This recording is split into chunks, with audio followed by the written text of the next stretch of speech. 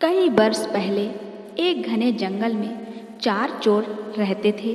चुराया हुआ धन वे एक साधारण से बर्तन में रखते थे, लेकिन उसकी हिफाजत जान से भी ज़्यादा करते थे।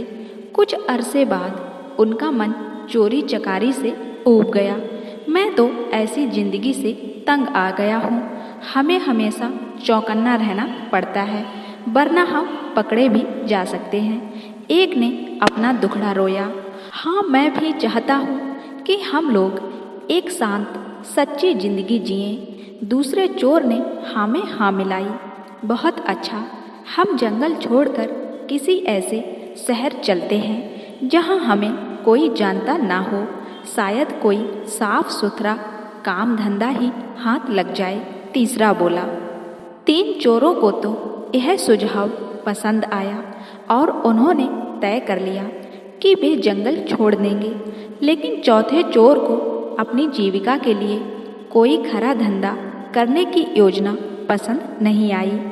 उस समय तो वह चुप रहा, लेकिन उसने बर्तन में रखे पैसे चुराकर भाग जाने का इरादा कर लिया। वह सही मौके का इंतजार करने लगा। चारों चोर एक शहर पहुँचे और वहाँ एक धर्मशाला छत्रम में रुक गए। उनमें से 2 शहर के बारे कुछ जानकारी हासिल करने निकल पड़े। जल्दी ही उन्होंने एक बूढ़ी औरत का घर देखा, जो आरामदेह तो लगता ही था, उनके लिए ठीक भी था। दोनों ने छत्रम लौटकर अपने साथियों से बूढ़े के घर जाकर जिक्र किया। वे भी सहमत हो गए और चारों चोर उस घर के लिए निकल पड़े। हम चारों व्यापारी हैं, एक चोर बोला, और इस शहर में कुछ काम धंधा शुरू करना चाहते हैं। हमें आपका घर पसंद आया और इसके कुछ कमरे किराए पर लेना चाहते हैं। हम जब तक यहाँ रहेंगे आपको अच्छा किराया देते रहेंगे। दूसरा बोला। बुढ़िया बहुत खुश थी और उसने अपने मेहमानों की खूब खातिरदारी की। आप यहाँ जब तक चाहें रह सकते हैं। वह मुस्कुराई। वह प्रसन्न हुई कि उसे अच्छे किराएदार मिल गए हैं। चारों चोर पता लगा चुके थे कि वह बहुत नेक और सच्ची औरत है, जिसे पराई दौलत का लालच नहीं है। इसलिए उन्होंने अपना पैसों से भरा बर्तन बुढ़िया को संभालने के लिए दे दिया। कृपया इस बर्तन को ध्यान से रखिएगा। एक ही शर्त है, इसे देना तभी जब हम चारों साथ में इसे मांगने आए। ठीक है, बुढ़िया ने बर्तन लेते हुए कहा, और वह अपने घर के पिछवाड़े गई और देखने लगी कि कोई देख तो नहीं रहा। जब उसे तसल्ली हो गई तो उसने जमीन खोदकर उसमें बर्तन डाला और उसे वापस मिट्टी से ढक दिया। चारों चोर कुछ काम धंधे की तलाश में शहर चले गए। जल्दी ही वे काफ़ी थक गए और बुढ़िया के घर से कुछ ही दूरी पर खड़े बट वृक्ष के नीचे बैठकर सुस्ताने लगे। तभी एक औरत लस्सी बेचती हुई वहाँ से निकली। चारों ने थोड़ी लस्सी खरीदने का निश्चय किया। लस्सी बहुत स्वादिष्ट थी। उन्होंने सोचा कि दोपहर के भोजन के साथ पीने के लिए थोड़ी लस्सी भी ले ली जाए। पर 3 चोर तो बहुत थक गए थे। लस्सी डालने के लिए बुढ़िया के घर से बर्तन लाने की हिम्मत किसी में नहीं थी। चौथा चोर, जो किसी ऐसी ही घड़ी की प्रतीक्षा में था, झट से जाने के लिए तैयार हो गया।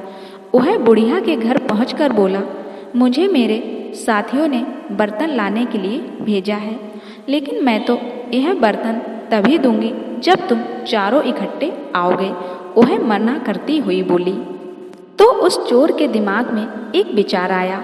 मेरे साथी यहाँ से कुछ ही दूरी पर केले के पेड़ के तले बैठे हैं, आप खुद ही पूछ लें। उनसे राय दी। बुढ़िया घर से बाहर निकली। उसने तीनों को पेड़ के नीचे बैठे हुए देखा।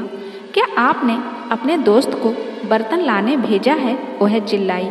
जी, कृपया उसे दे दीजिए, तीनों चोरों ने जवाब दिया। बुढ़िया ने सोचा कि उन्हें अपना बर्तन किसी कार्य हेतु चाहिए होगा, जो उन्होंने अपना विश्वसनीय साथी भेजा है।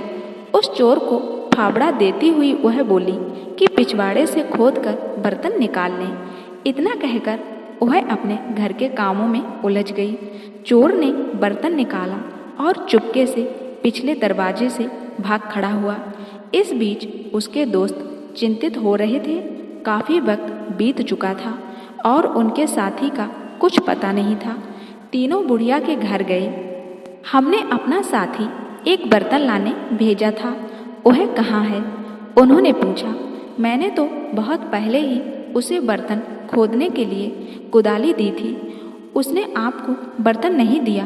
बुढ़िया हैरान थी।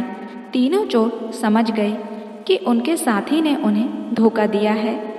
हमने आपको कहा था कि बर्तन तभी देना जब हम चारों आपके पास आए। आपने हमारी बात नहीं मानी। हमें लगता कि हमारे साथी ने आपके साथ मिलकर हमारा पैसा हथियाने का षड्यंत्र रचा है, वे बोले। बुढ़िया बहुत दुखी हुई। वे तीनों उसे शहर के न्यायाधीश के पास ले गए और उसकी शिकायत की। न्यायाधीश ने फैसला दिया कि बुढ़िया की लापरवाही की वजह से तीनों को नुकसान हुआ है, इसलिए सारा हर्जाना बुढ़िया को ही भरना होगा। बुढ़िया रोती हुई घर लौट आई। इस बीच राजा और उसका मंत्री भेष बदलकर अपनी प्रजा की परेशानियां जानने शहर के दौरे पर थे। इस बात का किसी को भी पता नहीं था। बुढ़िया को देखकर वे रुक गए और उसके रोने का कारण पूछने लगे। उसी समय आसपास ही कुछ लड़के खेल रहे थे और उनका अगुआ था रमन।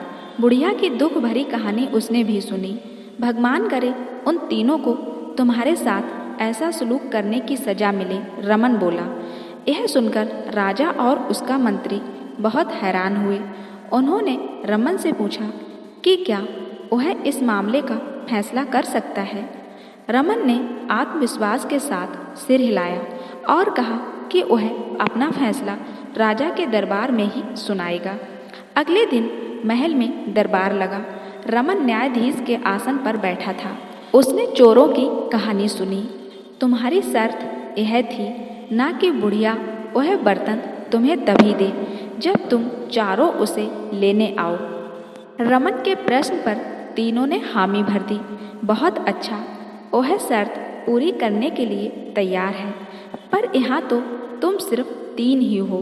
जाओ अपना चौथा साथी लेकर आओ जिससे शर्त पूरी की जा सके, रमन ने आदेश दिया। शाबाश, क्या फैसला दिया है।